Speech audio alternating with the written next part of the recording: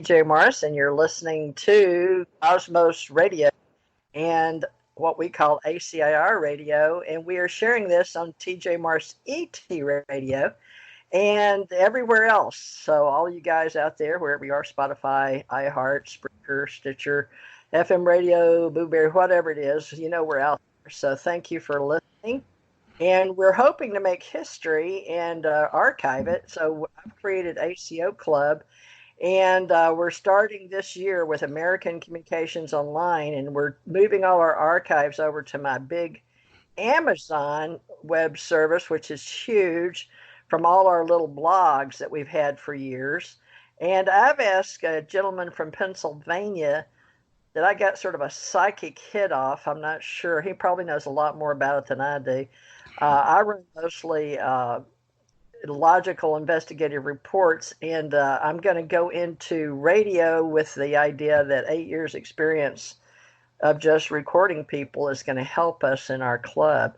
But this gentleman's name is Lon Strickler, and I hope I'm saying that right, and he is an American born in the USA. I'm promoting American Communications Online with him as the ACO Club, and he's agreed to join me on one of my radio shows this week.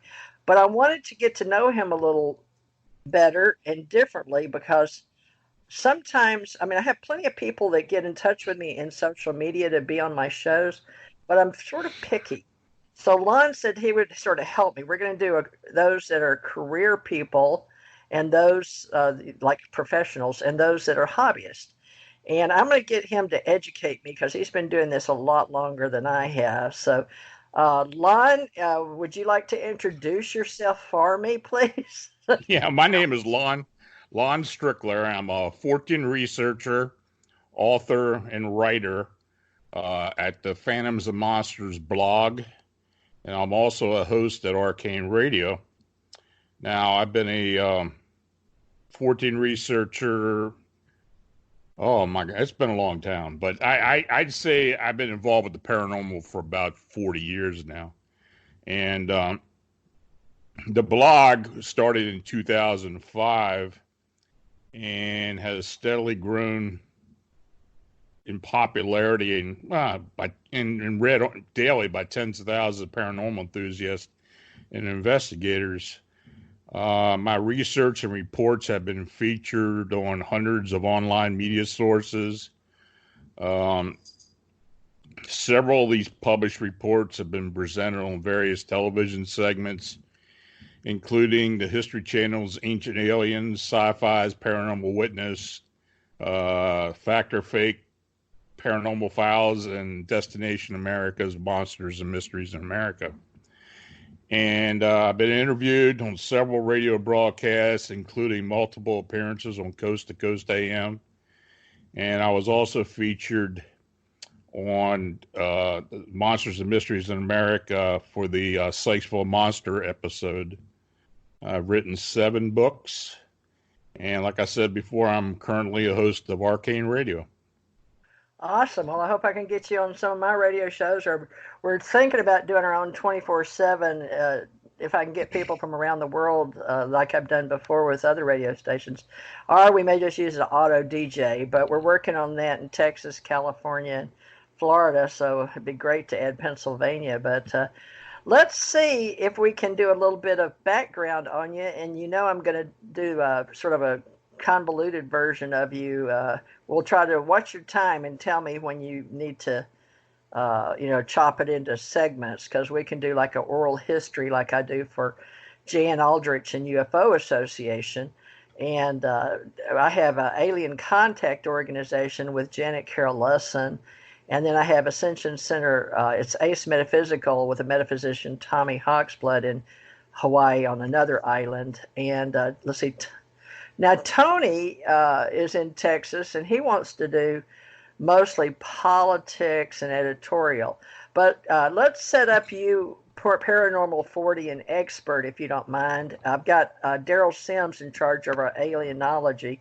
What would we call your division or department that you would be an expert? You want to, you want to just, we're separating paranormal now, like phenomenology and cosmology. where do we get started with you? For right now, you call yourself a Fortean researcher Right. under paranormal, right? And that kind of covers a lot of different things. I call myself a paranormal investigator researcher for a long time, but basically being a Fortean researcher, it kind of encompasses a lot of different aspects of the paranormal. And quite frankly, in my research and in the cases I'm involved with, there always seems to be a connection between the different genres of the paranormal. There's a lot of connections, say between cryptids and UFOs and even spirits. So I kind of do a lot of different things. So we could now. I don't want to offend you or any of your listeners, but could I safely say that you could be a part of our spiritual science community? Would that be a proper term? Yeah, that'd be fine. Okay. Well, some people take offense, and some don't. So I'm always trying to figure out, because what I've seen in radio, at least, and on YouTubes and these TED Talks, is they're doing their best to keep science separate from world religions and ancient mysteries. And when I went to Chicago in 2016 to help Marta Thomas with doing our first global pyramid conference and her people getting them together, it was like they couldn't mesh everything together. But they said when I showed up, she looked at me and said, "So we're doing this?" And she was a UFO professional investigator, but she didn't want to deal with the UFO portion. She said, "No, we're not going to talk UFOs." And I was like, "Well, why am I here?" She said, "We're going to do pyramid." She says, "I want you to help me promote pyramidology." And I was like, "Okay." She said, "Well, you believe in them. You've got one on your leg and you wrote a book." I'm like, "Okay." So fortunately, we both knew Sam Asmanagich of the Bosnian pyramids, and I still hadn't gotten my book written. So let's look at who you are and how you got into this for all the young people, like my 20-year-old grandson in there. How do you get into this? Let's go back to, like, I got a psychic hit on, for some reason, wondering why I saw you in Civil War, and you said, yeah, automatically. I was shocked the heck out of me, because I wasn't trying to do a psychic hit. I wasn't doing a reading or trying to get him to pay me money, okay? It's nothing like that. I just got this hit. And in my mind, I get these visions, and I saw him in the Civil War, but I couldn't make out which side he was on. So, but he automatically said you were 20-something. So tell us about you as a little boy and how you got into Gettysburg, and why would I pick up and you just automatically give me an answer? That spooked me out. Well, I was born and raised near the Gettysburg battlefield. I spent a lot of summers as a kid on the battlefield itself. This one particular day, I used to get on my bike and ride to Gettysburg. And this one day, I was 8 years old. I was in an area of the battlefield that's called Death Valley. Now, that area in particular is between the wheat field, Devil's Den, and Little Round Top. It's a valley where there was a lot of action on the second day of the battle. So I was on my bike, and all of a sudden, it's almost like a door opened, because I started seeing apparitions, hearing gunfire, cannon fire, smelling gunpowder, the whole 9 yards. And this went on for several minutes, and then suddenly just shut down. Now, by that time, I knew that I had some abilities, but I wasn't really quite sure what it was. It's not like I lived in a haunted house or anything like that. But I could pick up on spirit energy. So I eventually learned through a regression that I did fight on the Union side, and I was at Gettysburg as a member of the 20th Maine. And I have always been attracted to that one part of the battlefield where the 20th Maine monument is. And if you know the history, of the unit that on the second day of the battle, they charged down the hill with the bayonets and fought back the North Carolina and Texas troops. It was a long day, a long battle, but very historic day.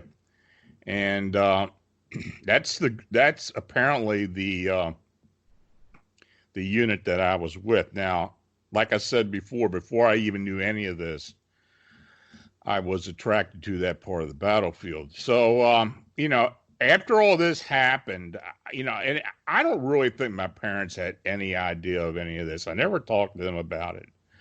And, as I got a little bit older, I started to get involved with helping people that had hauntings. Now, this was back in the mid-'70s. So, this isn't a time when, the paranormal was kind of the thing to do. I mean, people kind of looked at you like you're nuts when you told them you were involved with the paranormal. But I did that for a while. Then, as life goes on, you get married, you have kids, you start working, and you kind of get a little bit out of that. But my whole perspective on the paranormal changed in May of 1981 is when I had a Bigfoot encounter while I was fishing on the South Patapsco River near Sykesville, Maryland. And after that day, I became very involved with the cryptid aspect of the paranormal. And that's basically what I've been doing a lot of since then. I've had other encounters. I've also helped people with hauntings in the meantime. And it got to the point where all those years I was taking reports, talking to people, keeping notes of cases I was working on. And it eventually accumulated into when I started my blog in 2005, and I started looking into other people's reports.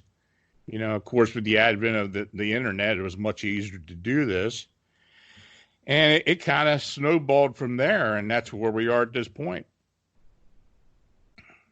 Well, can you confirm or deny, I don't know how you want to say this, that you have never talked to me, or have we ever talked? Or did you know me or anything about me or anything that would make me think that you and I are connected in this reality? No, I knew you were on LinkedIn as someone who was, associated me with LinkedIn, but you and I never talked. We never communicated until the day you contacted me. So what is that? Because that's what I'm studying. I like humanity and human behavior and neuropsychology, phenomenology, but my specialty was, as an investigator, was just getting the facts for rich attorneys on cases. And the offshore oil rigs, even death, accidents. I worked mostly personal injury and maritime law and arson, fraud, subrogation, fires. So when I was a well-paid investigator before I went in the military. But as a child, I went to Jackson. I lived in Monroe and went across to Vicksburg. And I started crying because I was having visions. Of course, my mother was like a psychic, but she would never admit that. I just know that she died eating peach pits or whatever that stuff was inside there, and she got deathly ill, and her and her brother both, and she had like an out-of-body experience. But I didn't learn that till she was in the late 60s, and Stanton Friedman was calling me, and then I got to be on a ABC taping, and she took the call. So I sat down with her at the table and asked her if she remembered me, going back in Vicksburg. I said, Mom, you remember when you talked to me about crying and how you were really concerned about me with my dad? We were having a family picnic in Vicksburg, and I was seeing all these people, and I was like, I see dead people, Lon, okay? Like you did. Mm-hmm. And she didn't understand it, and she was just really shocked. I said, do you remember that? She said, yeah. And she said that's when they were putting I-20 through, and they were moving